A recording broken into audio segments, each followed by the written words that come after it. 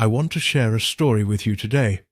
It is a simple story, but it stayed with me, and the longer I think about it, the more meaning I find in it. A couple of weeks ago, I joined a local golf league. Not because I wanted to become a great golfer, but because I wanted to meet people. I wanted to build a small sense of community where I live now in Florida. So one morning, I found myself sitting in a golf cart next to a man named Lou. Lou is 90 years old. When I first met him, I could tell he was quiet, not unfriendly, just reserved. He did not seem especially interested in conversation, so at first we exchanged only a few polite words. Simple things. How are you? Nice day. Nothing more. We played the first hole. He played calmly and confidently. Solid swing, no rush. Second hole, the same thing. That was when I realized something. We still had many holes ahead of us, and I did not want to spend the entire round in silence. So I made a decision. I decided to be curious. I decided to learn about Lou. Over many years, I learned something important.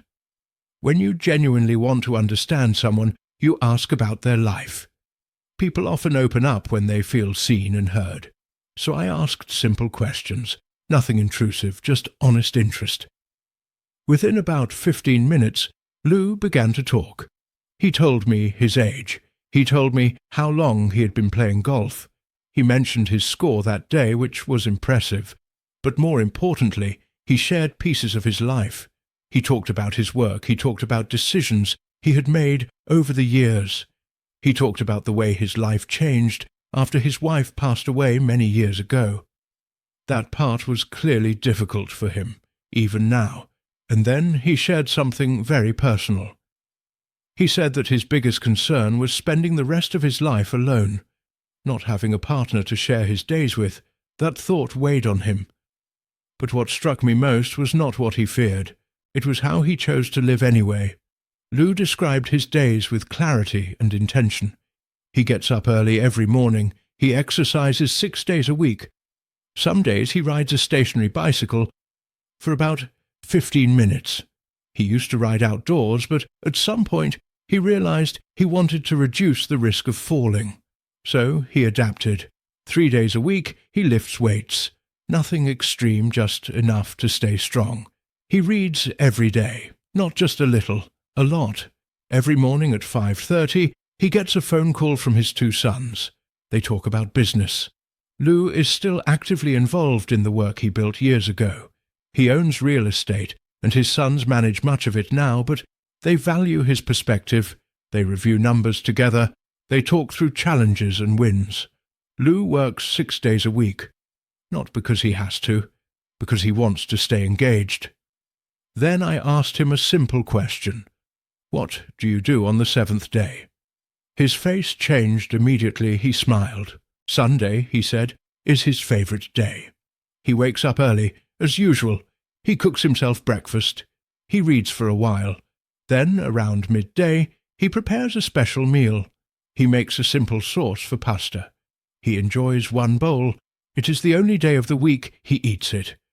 He allows himself 1 glass of red wine, and after the meal he enjoys a cigar. Listening to him, I realized something. This man had designed his life carefully. He was not drifting. He was choosing. I have often said that my goal is to remain physically independent at 90. Sitting next to Lou, I felt like I was looking at a possible future version of myself. Lou has made daily decisions so that he stays in control of his life. Not perfection, not extremes, just consistent care. We talked a bit about challenges people face after retirement, and I want to share something important with you here.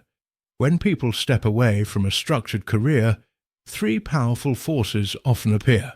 Understanding them can help you navigate this stage of life more clearly. The first is the natural tendency towards decline when things are not maintained. If something is not cared for, it slowly weakens. That applies to the body. It applies to relationships. It applies to mental sharpness. Lou understands this deeply. That is why he keeps moving. That is why he stays involved. That is why he continues learning. He does not do what he did in his 60s or 70s. He adjusted, but he did not stop. He pays attention to what he eats. He limits alcohol. He invests time in his children and grandchildren. He stays connected. From the outside it looks simple, but simplicity requires intention. Lou is not letting life push him around. He is choosing how to live. And this, in my view, is what many people quietly hope for as they age. A sense of control, a sense of purpose, a life that still feels meaningful. In the next part, I want to talk about the second force that often shows up after retirement, the comfort trap, and why staying too comfortable can quietly hold us back. The second force that often appears after retirement is comfort. Comfort sounds harmless. It even sounds deserved. After many years of work and responsibility, rest feels natural, but comfort can quietly turn into stagnation. I have seen this happen many times when daily movement decreases, when meals become less thoughtful, when relationships are taken for granted, when days start to blend together. Comfort can slowly narrow your world. I want to be very clear here. I am not criticizing anyone. I am simply sharing what I have observed and what I believe is important to notice. When we stop challenging ourselves, even gently, the body responds. Muscles become weaker, energy levels change, motivation can fade. The same thing happens with relationships. If we stop reaching out, if we stop showing interest, if we assume people will always be there without effort, connections can slowly loosen. Lou understood this. Even though parts of his life became quieter, he did not allow himself to disappear into comfort. He kept structure in his days, he kept responsibility, he kept curiosity. Comfort is not the enemy. Staying stuck in comfort is. I often say this. If you are not growing in some way, you are slowly moving backward. This does not mean pushing yourself to exhaustion. It means choosing small challenges. Getting up when you would rather stay seated. Preparing a simple but thoughtful meal instead of grabbing something easy. Making a phone call even when it feels simpler to stay silent. Movement matters. Not intense movement, consistent movement. You cannot sit for hours each day and expect strength to remain the same. The body responds to what you ask of it. The same principle applies emotionally. If relationships are not nourished, they weaken, not because people do not care, but because attention fades.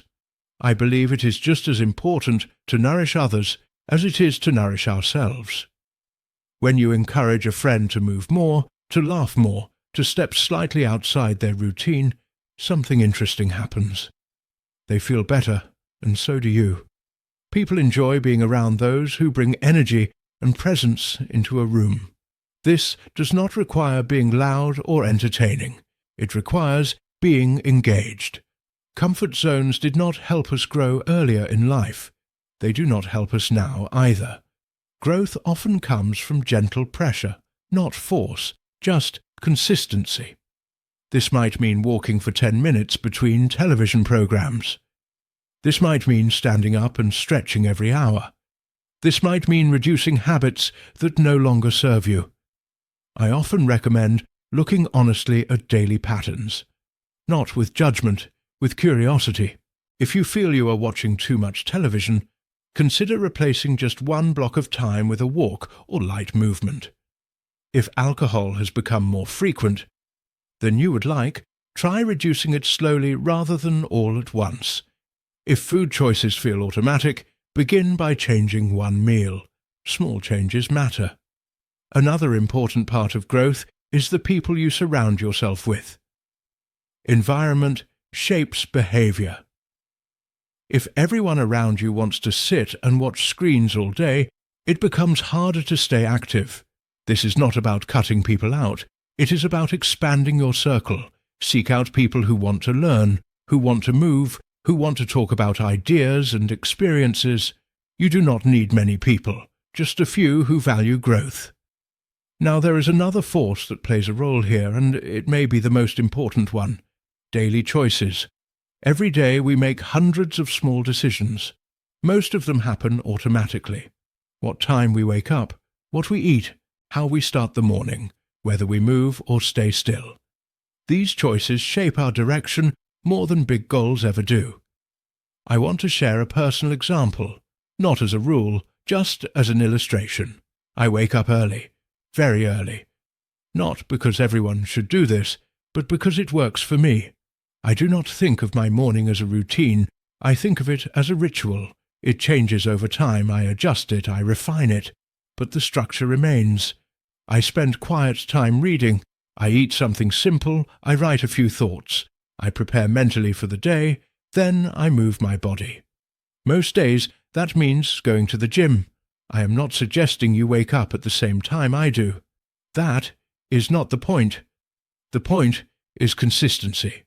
Waking up at roughly the same time each day helps anchor the body and mind.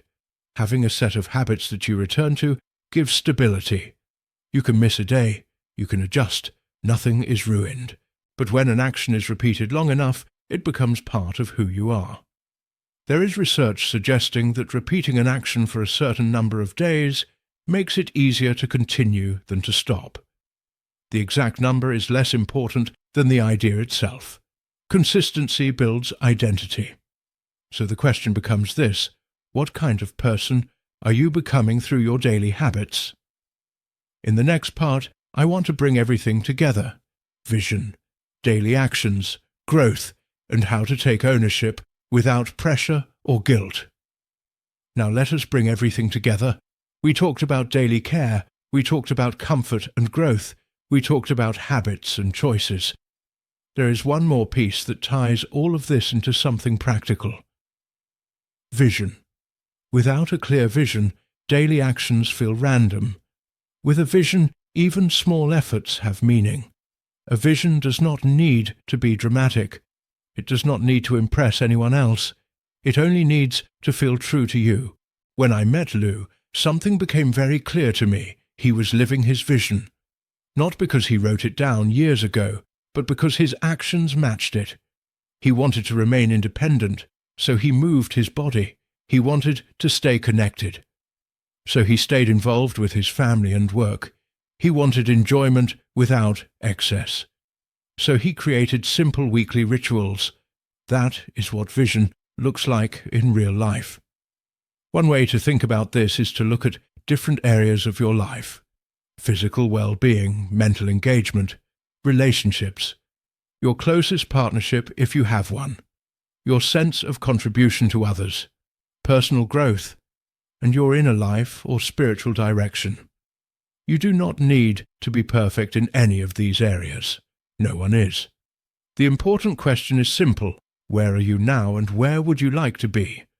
Take a quiet moment to reflect, not with pressure, just honesty.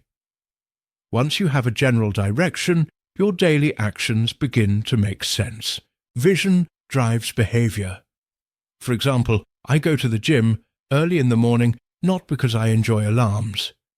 I do it because my vision is to stay physically independent later in life. That one choice supports that vision.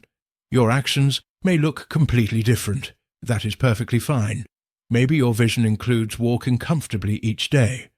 Maybe it includes staying sharp mentally. Maybe it includes being present for family. Maybe it includes learning something new. The next step is awareness. Pay attention to what you do each day, not to criticize yourself, to understand patterns. What activities support your vision? Which ones quietly pull you away from it? Growth often starts with noticing. Then comes gentle challenge. I often encourage people to step just slightly outside their usual comfort. Not all at once. Not dramatically. If movement has been limited, start with a short walk. If social connection has faded, make one phone call. If eating habits feel automatic, adjust one meal. You do not need to change everything. You only need to change something. Environment also matters more than we think. The people around you influence your choices. Try to spend time with people who want to stay curious, who want to stay active in their own way, who talk about ideas and experiences rather than only passing time. This does not mean leaving old friendships behind. It means adding new energy when possible. Another important part of growth is ownership. Some days will not go as planned. That is normal. You might eat more than you wanted. You might skip movement. You might feel low motivation. Instead of judging yourself, simply notice it. Then reset. Ownership is not about blame. It is about responsibility. Each new day offers another chance to act in alignment with your vision. That is how growth stays sustainable. When I think back to that day on the golf course, I realize something. Lou was not extraordinary because of one big achievement. He was extraordinary because of consistency. He adapted when needed, he adjusted expectations, but he never stopped choosing. That is what I want to leave you with today. You have more influence over your daily life than you might think. Small decisions repeated over time shape how we experience these years. Pay attention to what your body and mind are telling you. Stay gently curious, stay engaged, and remember that growth does not end at any particular age. If you found this reflection helpful, I recommend continuing with content that focuses on building strong daily habits and meaningful routines. Those small steps can make a powerful difference over time. Thank you for spending this time with me.